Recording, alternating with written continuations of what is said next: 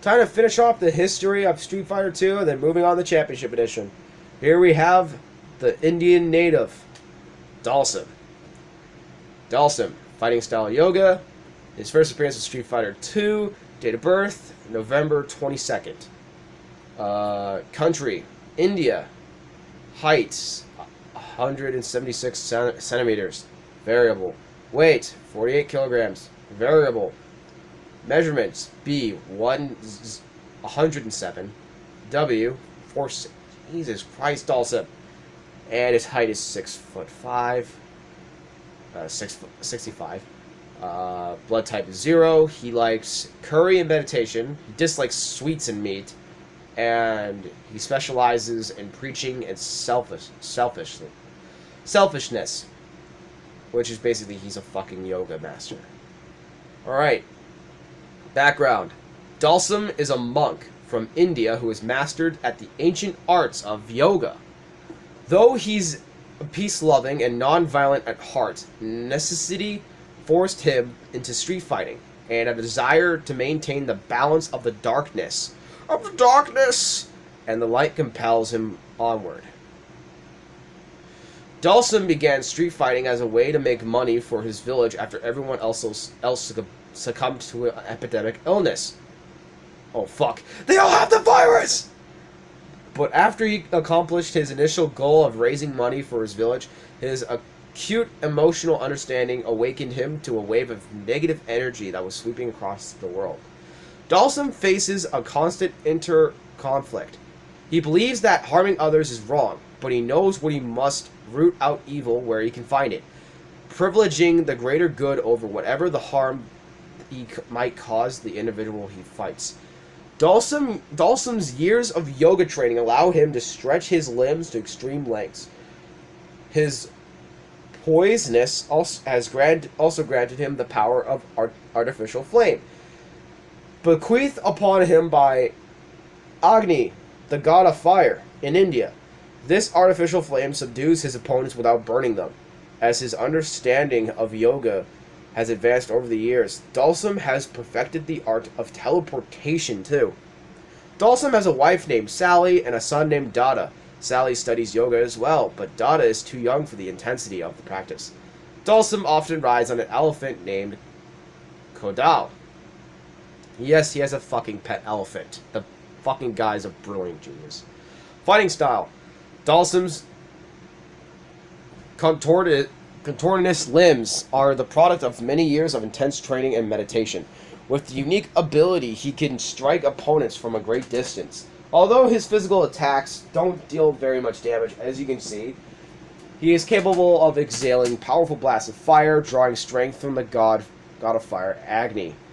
Dalsim never forgets the importance of prayer and meditation, even when he goes forth to do battle with his opponents. As you can see here in the sprite animations, you get to see some of that portrait. The yoga flame, as you can see his stomach just increasing, and then him just blowing out a thing of flames. You can see this goofy animation right here.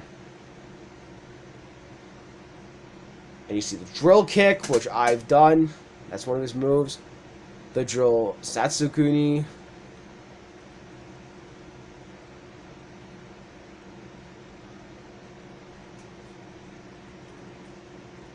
Here's the thing you see in the midair of Dalsim. And here we are, the final fucking character.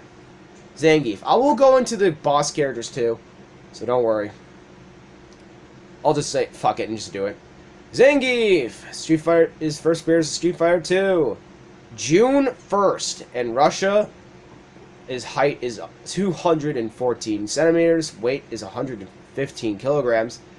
Measurements are B, 663. W, 128, and H is 150. Blood type A. His fighting style is Russian and American wrestling. Likes wrestling and Cossack dancing, which you saw. Ska. You call it ska dancing, but whatever. Dislikes are ranged attacks like the Hadoken and beautiful women of marriageable age.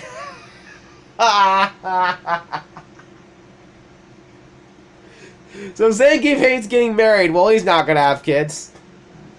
I can tell you that. Special abilities. vodka shots, and cold resistance. Cold resistance. Background. Zangief is a Russian professional wrestler with superhuman strength who loves his country more than anything else in the world. His unique look comes from his mohawk, densely hairy chest, and bright red trunks. People call him the Red Cyclone, and he quite likes the name. His unique fighting style is a blend of Russian and American professional wrestling. Zangief was an undefeated fighter in the underground wrestling world until his winning streak got him barred from competition. With nothing else to do, Zangief was living alone in the mountains when he was approached by General Secretary of Russia, who had acknowledged his great strength. He praised the way Zangief had dedicated himself to fighting, and Zangief made a promise to show the world the full might of Russia. In order to further enhance his body, Zangief accepted the General Secretary's offer to fund his training, but the shortage in funds forced him to live in a small shed in the mountains and train with the local bears. When he believed himself ready, he began challenging the world's strongest fighters. Zangief believes the muscles are the most beautiful thing in the world, and loathes Vega for his pursuit of different beauty standard. I don't blame him. Muscles are the most beautiful thing in the world. I don't blame him. Muscles are pretty good. Armika, a young fellow wrestler, admires Zangief, and the two have a master-student relationship, which you can see in Street Fighter V. Zangief is also good friends with sumo wrestler E Honda. Fighting style. Zangief looks to legitimize his wrestling abilities by crushing his opponents with sheer power. Although his gigantic size hampers his immovability, he can perform devastating one-hit attacks and his powerful throws that specialize in doing maximum damage. Since all his attacks involve up-close grapples and strikes, Zangief is at a distinct disadvantage against projectile attacks, which you can see when I play with Zangief. He's fucked. You can see the double lariat right here, his spinning pile driver.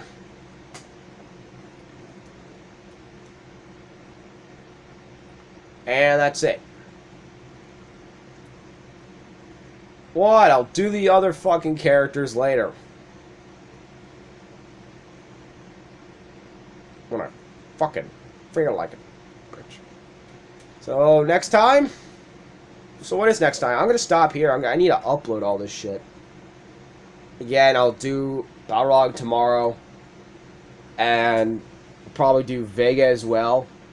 Then I'll do Sagat and Bison, and then I'll do the remaining stuff I have to do. Then I might do some bonus content for more things. And, you know, just do some other stuff. Alright, later, people.